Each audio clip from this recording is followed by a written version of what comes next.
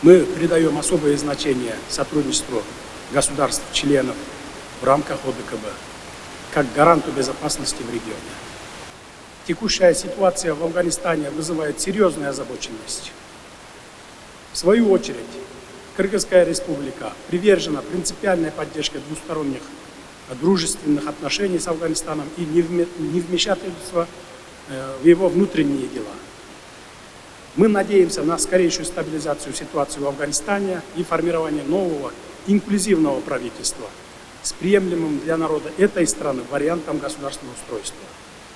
Сохраняющаяся напряженность на линии кыргызско-таджикской государственной границы обязывает кыргызскую сторону акцентировать на этом внимание всех государств-членов организации.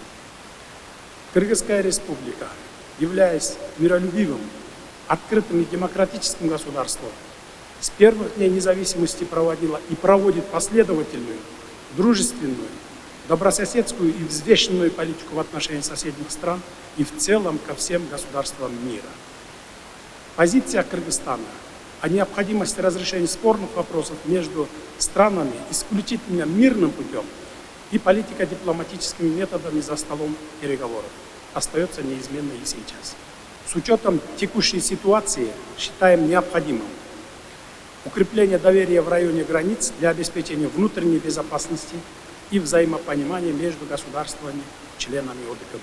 Выработка механизмов оперативного реагирования и принятия решений в рамках организации в случае вооруженной агрессии одного государства-члена в отношении другого государства-члена ОДКБ.